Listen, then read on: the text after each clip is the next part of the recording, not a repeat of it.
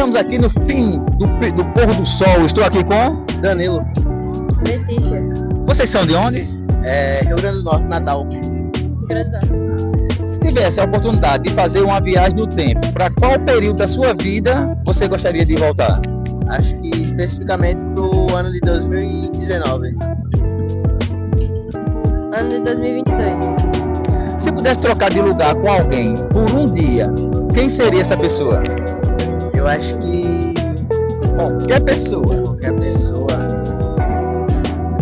O Neymar? Neymar. Olha, o Neymar é um fã aqui, que vai de lugar com você por um dia, hein? Ser você um dia.